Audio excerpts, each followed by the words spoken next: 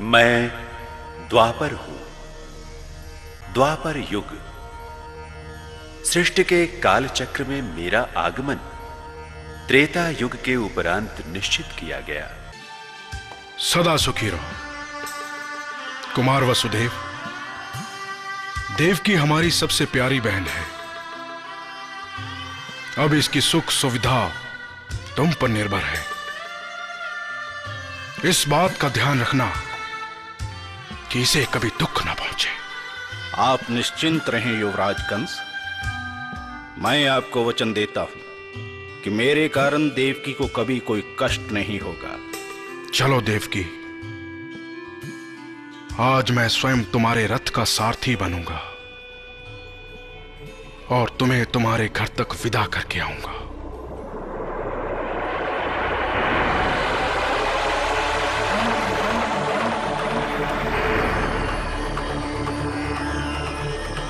मूर्ख कंस, जिसे तू इतनी प्रसन्नता से रथ में बिठाकर विदा करने जा रहा है, उसी देवकी के 8वें गर्भ की संतान तुझे मार डालेगी। इसका 8वां गर्भ तेरा काल होगा।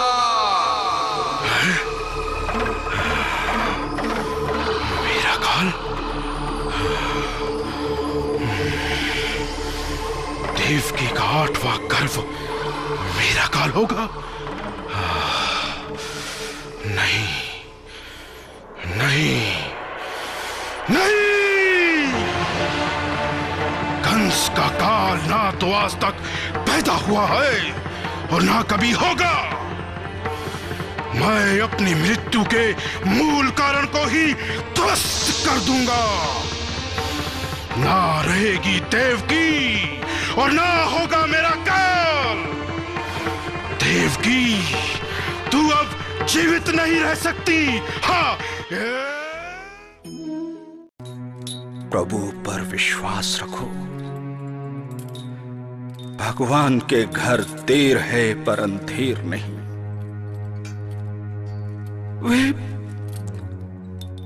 वे हमारे सारे दुख दूर कर देंगे।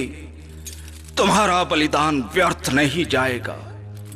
तुम्हारे आंसुओं की कीमत भगवान देंगे, अवश्य देंगे देवकी, अवश्य।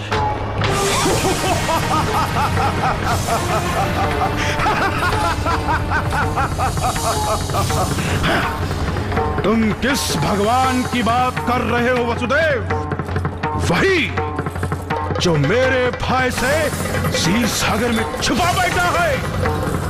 यदि उसमें शक्ति होती तो मेरे सामने आकर युद्ध करता। युद्ध इस तरह शिशु भेजने का स्वांग नहीं रचता। ला देवकी, मेरा काल मेरे हवाले कर दे। नहीं, मैं अपना बालक नहीं दूंगी। नहीं दूंगी मैं अपना बालक। मैं कहता हूं छोड़ दे इसे।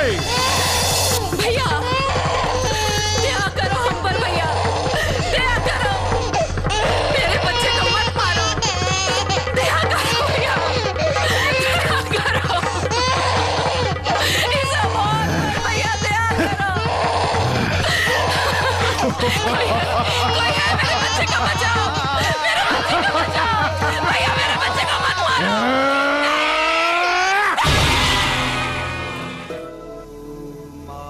हे वसुदेव, माता देवकी, उठो। प्रभु, प्रणाम जगदीश्वर। आयुष्मान भव।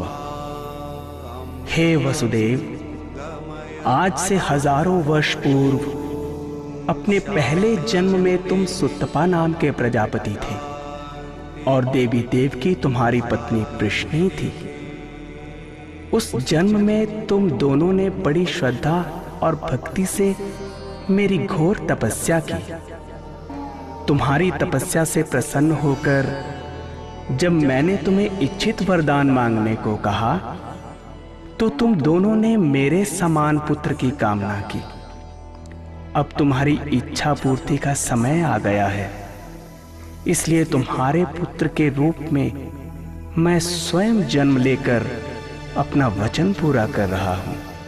हम धन्य हुए प्रभु, आपकी सदा जय हो, सदा जय हो।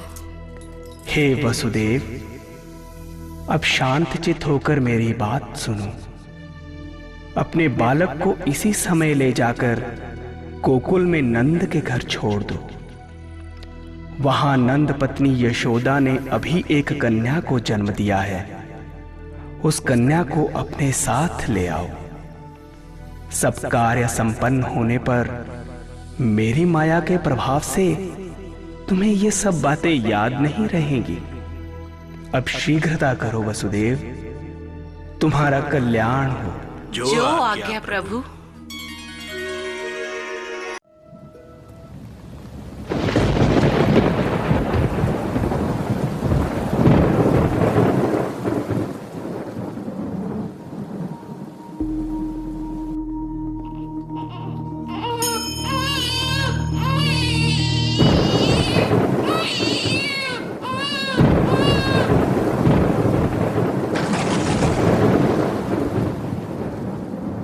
कृष्ण पक्ष की अष्टमी अर्धरात्रि बुधवार, कारागृह में कंस के भयो कृष्ण अवतार, भयो कृष्ण अवतार।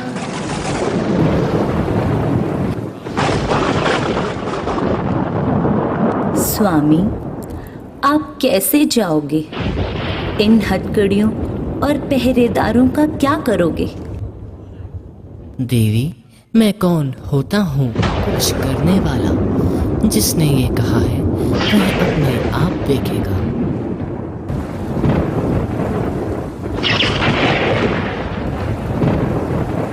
हे भगवान, मेरे पुत्र की रक्षा करना।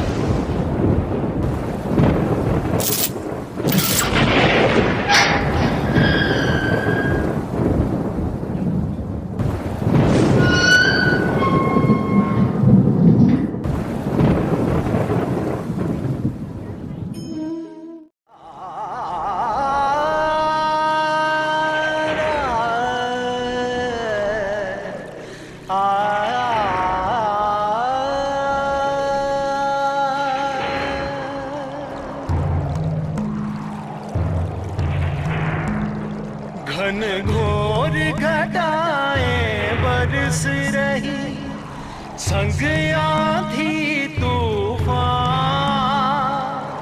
वसुदेव जी चल पड़े शीश लिए भगवान, शीश लिए भगवान, शीश लिए भगवान। मेघों ने बिजली की चमक से हरि का दर्शन पाया, हरि का दर्शन पाया, हरि का दर्शन पाया।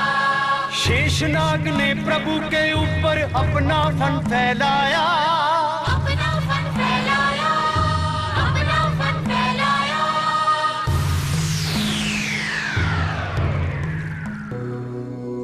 अब वासुदेव गोकुल में नंदराय के घर कृष्ण को छोड़कर उनकी नवजात पुत्री को अपने साथ लेकर आते हैं।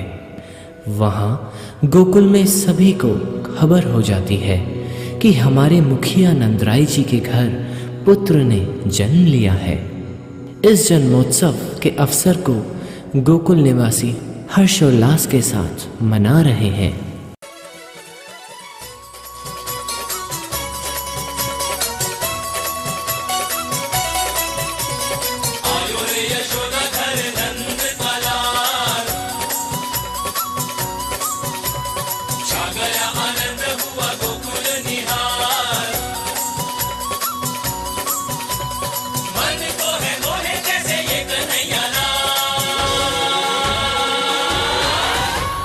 कोई कहे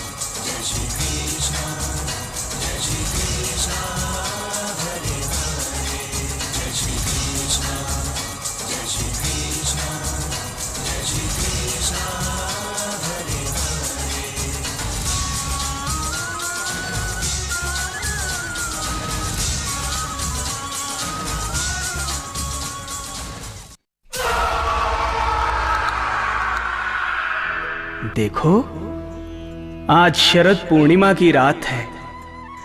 चांद अपनी संपूर्ण कलाओं सहित आकाश में खिला है। फूलों की भीनी भीनी सुगंध से सारा वातावरण महक रहा है। मैंने तुम्हें और अन्य गोपियों को जो वचन दिया था, उसे पूरा करने का समय आ गया है प्रिय। ब्रज की इस पावन भूमि पर आज मैं अपनी अंतिम लीला करूंगा राधे, और युग युगांतर तक इसे रास लीला के नाम से जाना जाएगा। राधे, आज इस रास द्वारा मुझे अपने प्रेम से सराबोर कर दो।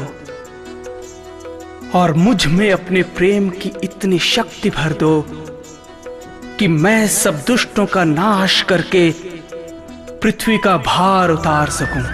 तो चलो मोहन, अपनी मुरली उठाओ और प्रेम की ऐसी धुन छेड़ो कि केवल राधा ही नहीं बल्कि संसार की समस्त प्यासी आत्माएं तृप्त हो जाएं।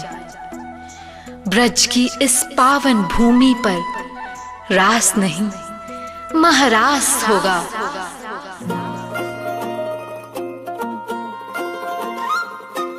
आया नंद लाल कन्हैया, आया गोपाल कन्हैया, अरे आया नंद लाल कन्हैया, आया गोपाल कन्हैया। चित माखन चोर है, जाके माथे सिर मोर है।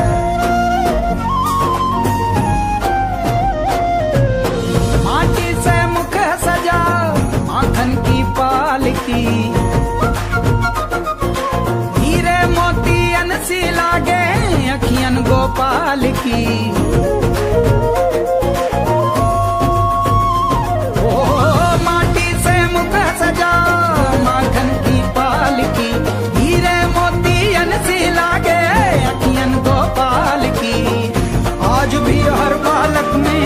छवि